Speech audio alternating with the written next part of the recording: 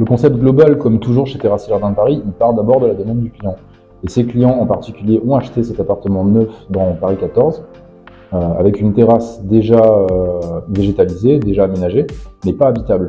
Et nous, le cœur de notre intervention, ça a été de transformer cet espace en endroit où ils peuvent prendre le soleil, recevoir, cuisiner et vivre, tout simplement.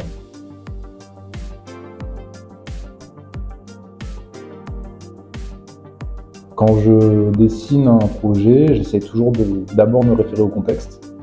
Donc là, ça a été le quartier environnant, les bâtiments qu'il y avait directement de l'autre côté de la rue, les vues qu'on avait depuis cette terrasse. Et ensuite, j'essaie de laisser parler un peu des sources d'inspiration plus profondes. Là, ça a été les montagnes et les paysages alpins. Ça se voit pas forcément dans le rendu final, mais c'est ce que j'avais en tête au moment où j'ai fait la conception.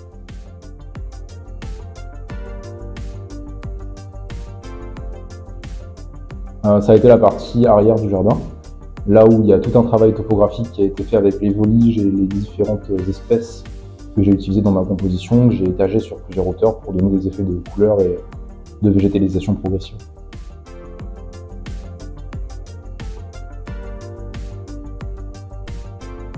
Le paysage qu'on fait nous, c'est d'abord du paysage habitable.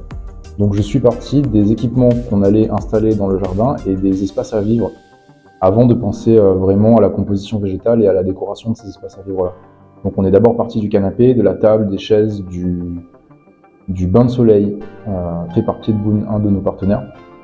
Et ensuite j'ai composé le reste du jardin autour.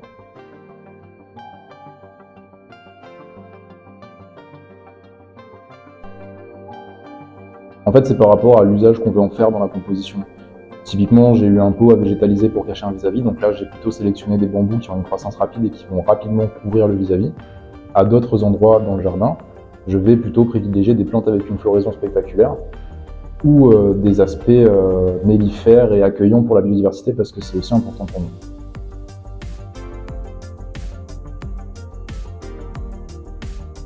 Le principal défi, ça a été de choisir ce qu'on allait garder. Le jardin est déjà équipé avec des plantes en pot de bonne taille, donc on les a toutes réutilisées. Et ensuite, il a fallu travailler avec les claustras qui étaient déjà installés par les anciens propriétaires pour les découper, ouvrir des vues sur les toits de Paris partout autour du jardin et réutiliser ce bois-là pour réaliser des éléments mobiliers dans un esprit de développement durable.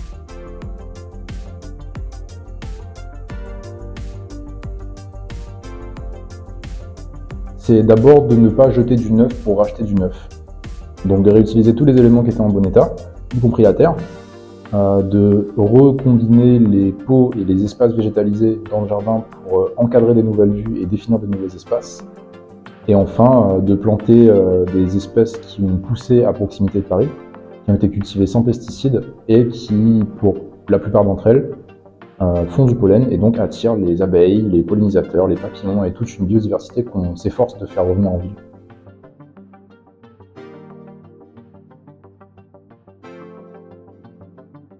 Là encore, la croissance des plantes, on va utiliser des plantes à croissance rapide quand on a besoin d'avoir du végétal pour couvrir des vis-à-vis ou pour réaliser un écran, et on va utiliser des végétaux à croissance lente quand on les met dans des pots relativement fragiles pour que les racines aient le temps de se développer confortablement sans risquer de casser le pot.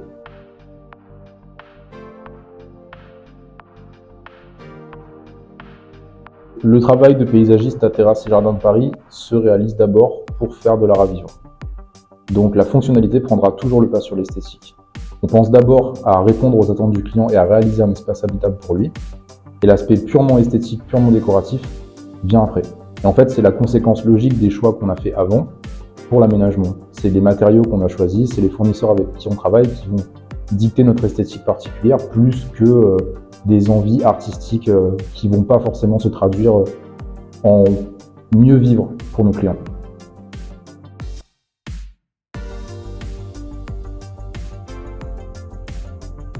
Ils ont beaucoup aimé la visualisation 3D. On avait fait un gros effort d'écoute et de qualification des besoins qui a payé puisque le projet l'aura plu tout de suite. Le problème a été le budget.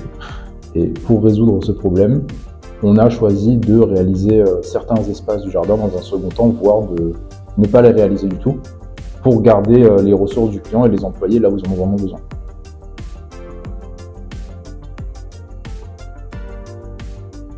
En une phrase, c'est transformer un jardin esthétique en jardin vivable sur les toits de Paris.